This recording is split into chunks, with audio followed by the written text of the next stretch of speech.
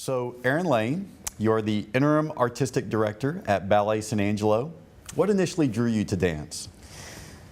Oh gosh, what initially drew me to dance was, well, my mom put me in ballet when I was young, I guess to improve my posture, is what she says, and help with confidence and whatnot.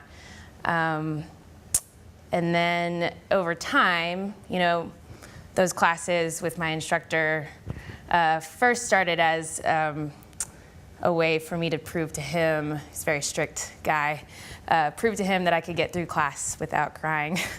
And then it turned into a passion that I couldn't live without. So at what point did you know this is my path? Dance is what I'm going to do. Probably around age 10. I had a moment to decide between soccer and ballet, and I chose ballet. I'm not sure I was better at it than soccer. I'm pretty sure it was the reverse, but I chose ballet, and from that. Why did you choose ballet? I think it was challenging to me in a different way. There were ways that I could focus on corrections that were specific to me, and really zone in and find a discipline with my mind and my body. I learned that at an early age, and I think ballerinas tend to. So you went through the Ballet San Angelo program all throughout a kid, and then once you graduated from high school, you went to the University of Texas, and you pursued a degree in dance. What did you hope to do with that degree? I don't think I thought about it at the time. I knew when I was accepted into UT, I wasn't quite sure what I wanted to do, and dance was, I guess, the obvious choice. And then from there, once I got in the program and got to dancing in Austin, I realized that I love performing, and I love the rehearsal process. I love learning new ways of moving. So I took a contemporary track, hung up my point shoes, but it just kind of all unfolded, I guess.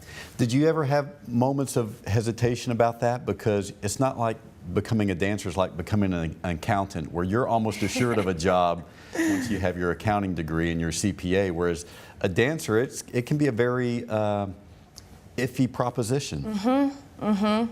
That's always, at that time in my life, that was always in the back of my head. But as soon as I was able to find a professional career outside of the walls of an educational sense, I felt a little bit more confident in that. But again, it all sort of unfolded, and one thing led to the next, and that's the beauty of art, is that it organically flows.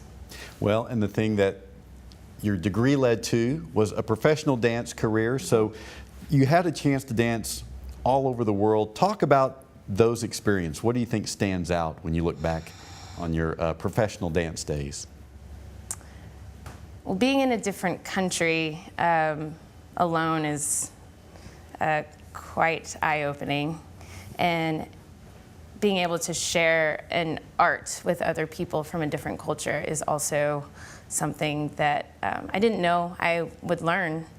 When I lived in Mexico for a couple years, the way that these dancers approached their craft and their art and the culture that I brought, it was a beautiful collaboration. So there were moments that we could share that, even if we didn't always speak the same language or whatnot. Dance was our similar language. So I think connecting in that way with people stands out. But performing and touring and the excitement of always changing cities and getting to travel, of course, is a huge perk. And before we turned the cameras on, we were chatting, and you said, you know, touring was not an easy existence, but nonetheless you loved it. What did you love about it? I loved it because it was always changing. There was a new stage, there was a new audience, there was a new hotel room. I think by nature, I'm a nomad. I like change, and it's very normal to me to be able to put on my backpack and go somewhere else. So that the touring life was definitely something I enjoyed.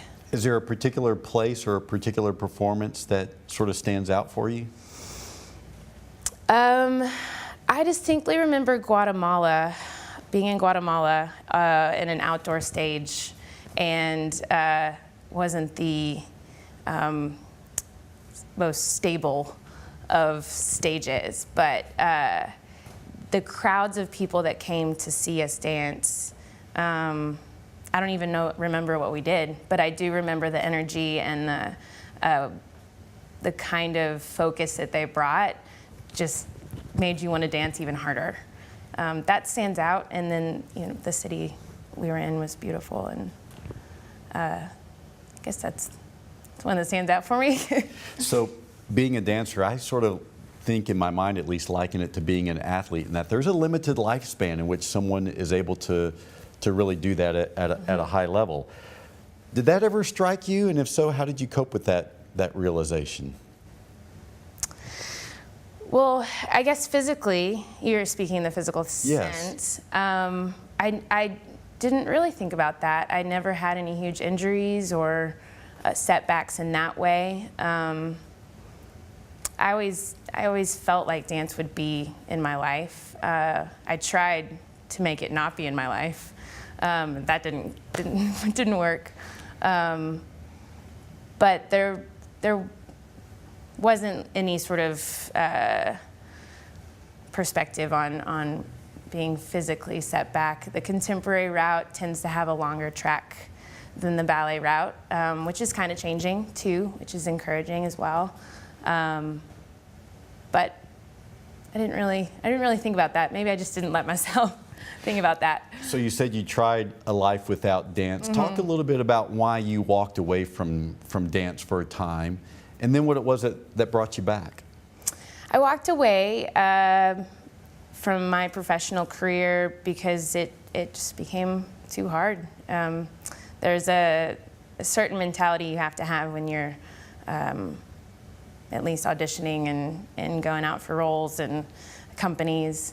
And there was something that I didn't have, and that was that push to really make myself seen and drive. Not that my passion for dance was any less, but maybe that aspect of who I wasn't going to work in the dance world for that time. So I decided to go and try a lot of other things. I dabbled in, I feel like, everything I could get my hands on. And oddly enough, came back to dance. So it's crazy how that worked.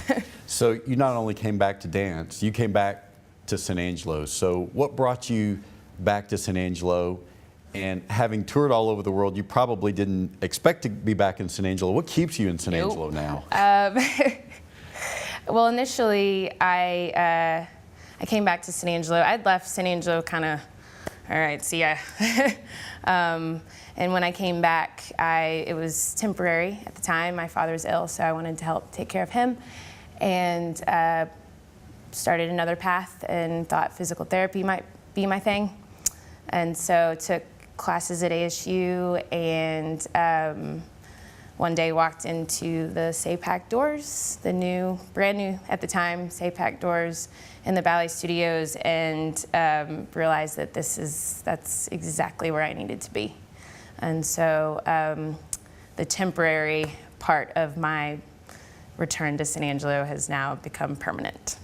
Very good. And so when you walked in those doors and you saw what was going on there, how did you convince Ballet San Angelo to, quote unquote, take you back and find a niche where you could serve Ballet San Angelo?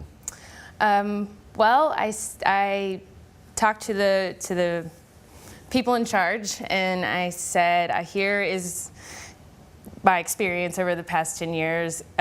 This is what I can do with that experience. If you'll have me, let's try it. I would love to see where this can go. And they said, okay.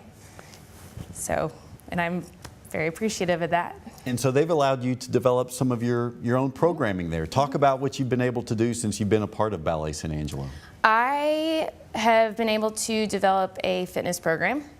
A lot of my dance background has fed into a fitness career, different kinds of jobs that have allowed me to sustain my life. So I developed a fitness program with my dance background and also different varieties of fitness that I've been trained in. And that's been so much fun to bring people who aren't used to walking into the ballet in there to dance and move and just get healthy and have fun. So that's one of them. So is there a program that you've instituted that you're perhaps most proud of or that moves or motivates you the most? Well, I love my fitness program. I have another program called, our Dance for Parkinson's program. That's not only specific to people with Parkinson's, but we open our doors to anyone that wants to move and might have some sort of wall that they can't seem to get over or want to move but maybe haven't been given permission to. And this program does just that. And I'm so proud of that because I'm able to see people surprise themselves every day. Every time I teach my Dance for Parkinson's class, I'm equally empowered too. So that's been a good journey. So you've had 5 people who nominated you for the 20 under 40 honor. And one of those nominees said that your commitment to the ballet is 24/7 and all-consuming. Why are you so dedicated to Ballet San Angelo? Gosh, I don't really think about it. I think this is so what I want to be doing and feel like I should be doing that the amount of time doesn't really register to me. It's natural. I grew up in a studio.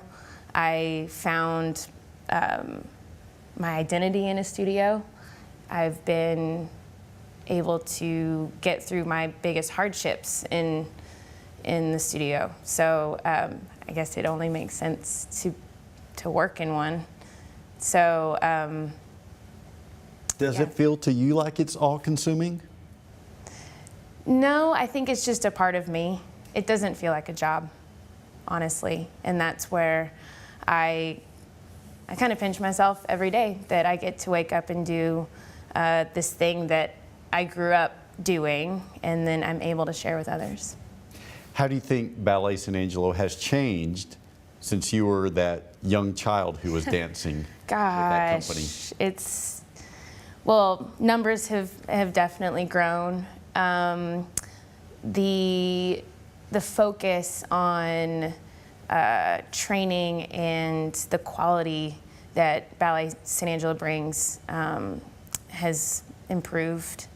It was always there, this drive. San Angelo has this beautiful receptivity of being the best they can be, and ballet is one of them. And now, because of the studio space that we have, we can provide that sort of focus for other people. And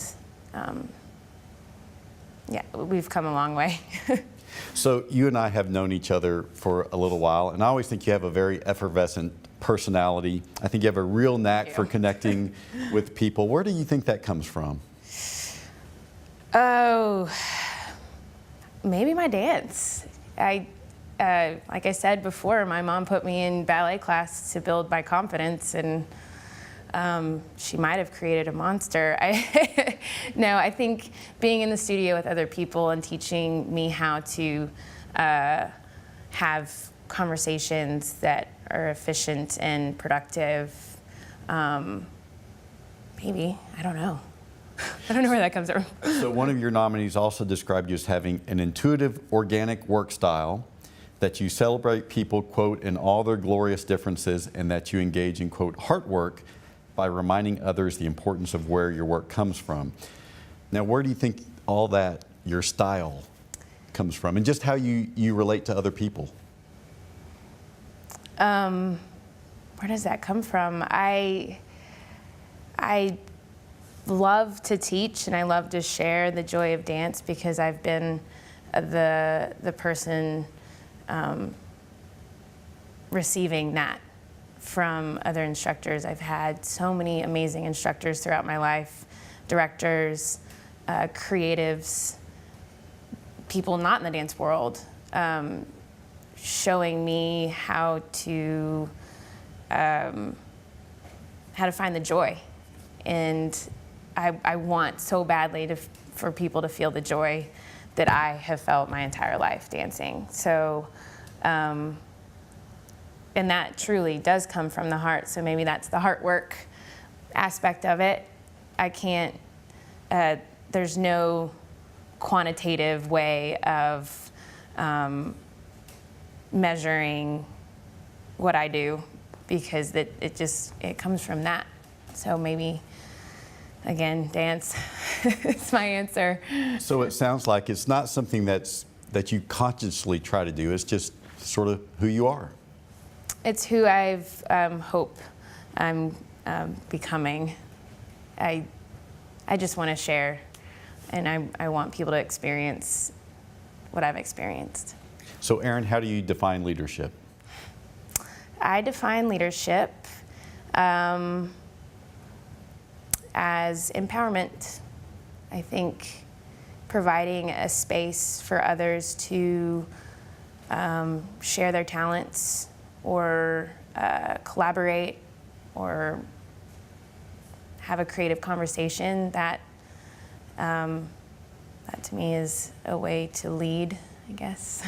But yeah, empowerment. So is there a leader that you feel like has inspired and helped shape your own leadership style and maybe just you as a person? There are so many leaders in my life. I feel like every person I meet and develop a relationship with is a leader to me and shapes who I am. But one specifically would be my father. He went through life respecting others and showed kindness and compassion always. I can't think of a better person that has shaped me and who I am, and I hope to be a fraction of what he was in that way. And a lot of people may know who he is. That is Judge Phil Lane. Yes, sir. Mm-hmm. So, Erin, it's a big honor to be a 20 under 40. Congratulations. Thank you so much, Over Anthony. there. Thanks.